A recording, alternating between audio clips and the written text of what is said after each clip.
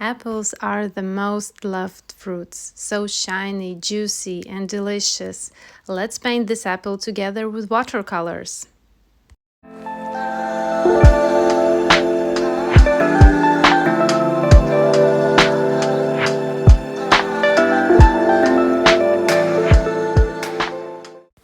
An outline drawing is done, nothing complicated here. It's not quite a perfect circle, but still a circle. Remove the excess amount of graphite off. And now we can mix our colors, covering drawing with paper towel, adding water to palette, starting with lemon yellow, adding a little bit more of lemon yellow, and the next one will be Sap Green. As I can see, there's a lot of yellowish green pigment in this apple, lots of yellows and oranges and reds of course, but also looking to the green ones. Now adding Alizarin Crimson.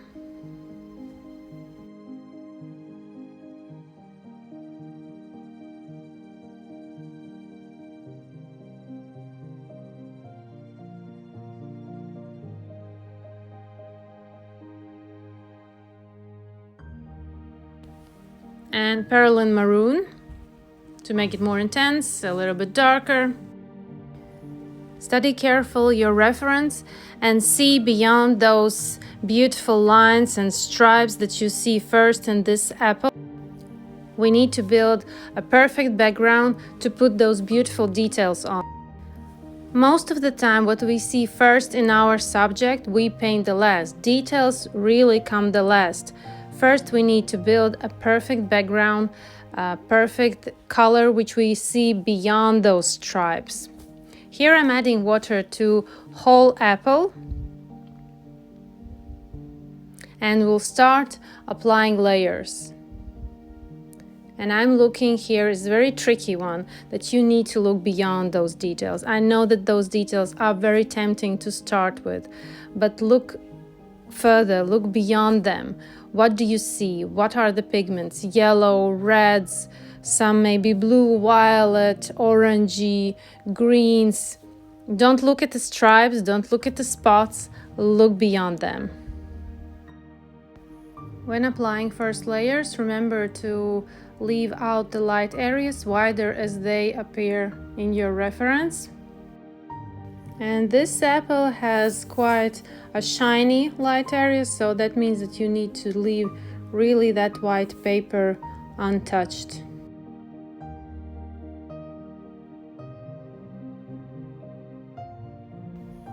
Adding blue violet to the shadow parts, because I can see that if you look closely to reference, you can see that there's our violet tones, violet pigment, and a little French ultramarine to the light area, because our lights are the cool lights, so the blue pigment is a cool light added to the light area. Careful with the edges.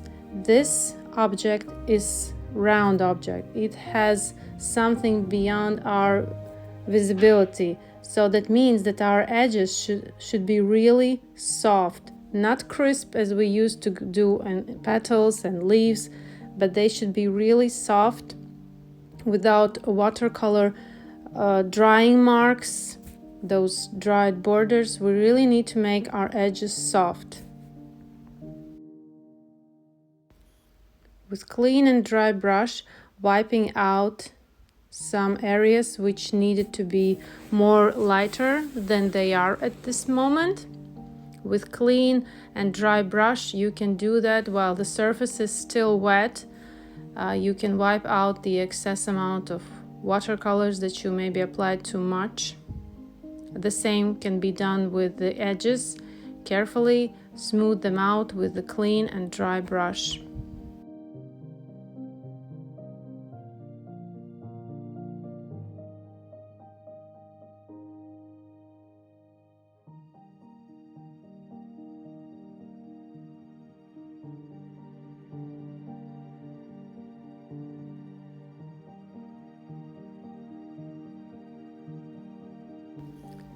To the green mixture, I'm adding a little bit more of Sap Green and a little touch of Perylene Green to make it more darker, more intense. And the area around stem is a little bit darker, quite dark, and that's where I'm adding this color mix.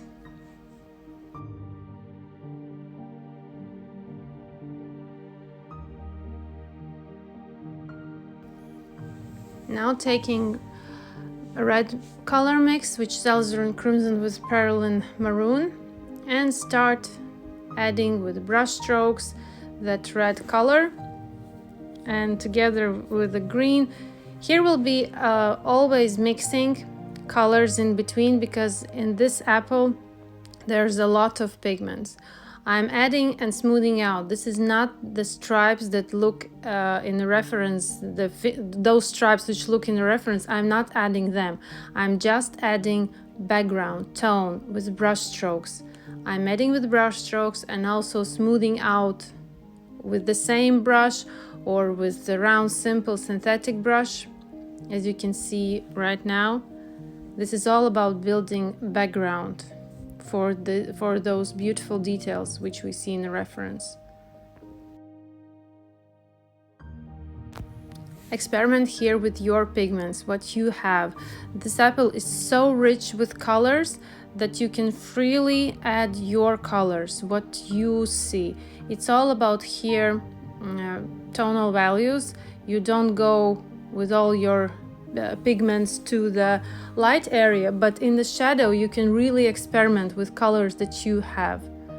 And you will see in this video that I add a lot of colors, a lot of pigment, just to make this vibrancy and richness in layers of colors, because this apple is really full of colors, like an autumn. This is an autumn fruit, which is a lot of reds, a lot of oranges and greens and browns.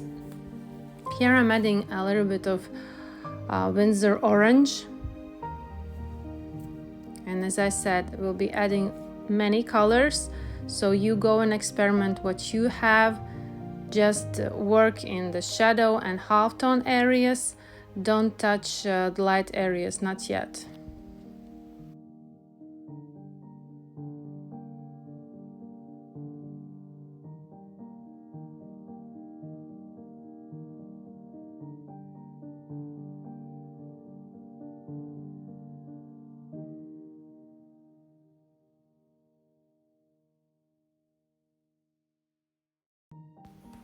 Adding green,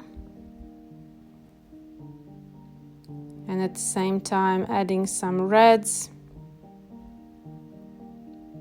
Be careful with mixing them together, because very fast Alizarin Crimson or such an intense red pigment, red color mixed together with green can get you brown color. Be careful with that. Sometimes you need that. Like in this apple, there's also a lot of brown shades, but sometimes it can get too dirty. It can look too dirty.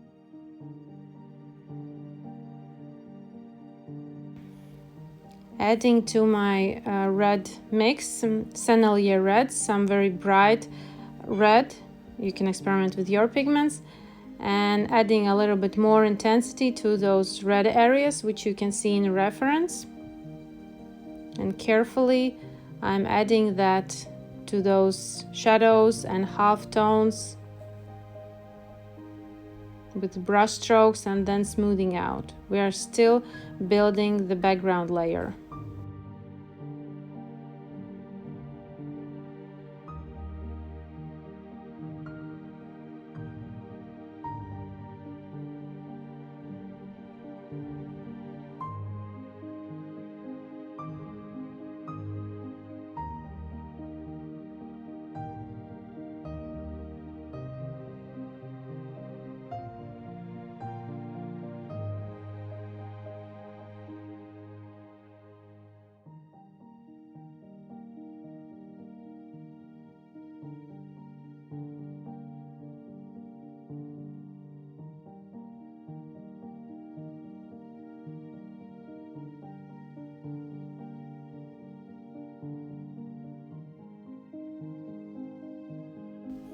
slowly building layer after layer, working on different sides of this apple so that the area that I'm working on is dry.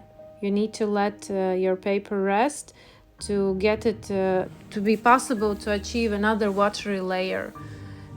Good quality watercolor paper can can absorb a lot of layers, watercolor layers, but you need to leave it to rest while you applied maybe 2 layers of watery washes, then go to other side where is the dry area and work on that side. Leave that to dry and then work again. Adding more green, more intense color to the middle part. And at this moment this apple looks more like a peach, but this is very good, this is quite okay. We are still working on building the background color.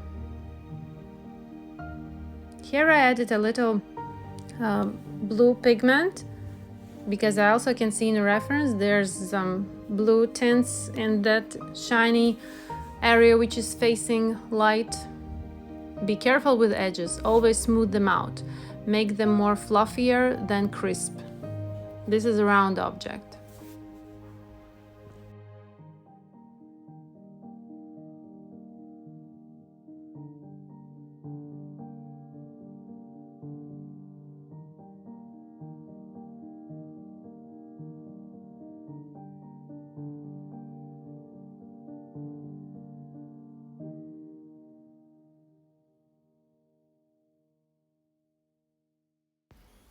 More tinier brush strokes. Always the direction is toward the center, and I'm slowly now going with the dry brush over the light area to create texture, and direction is towards the center. Working with the tip of the brush. Really tiny brush strokes. These are still not the brush strokes, not the lines which we see in our reference. This is all about building layers.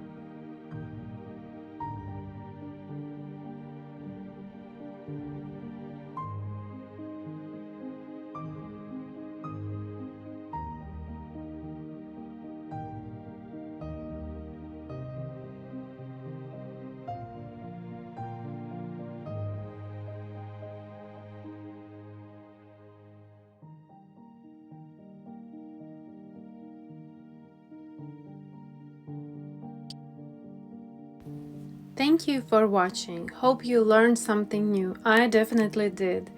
And see you in my next videos. Thank you. Bye bye.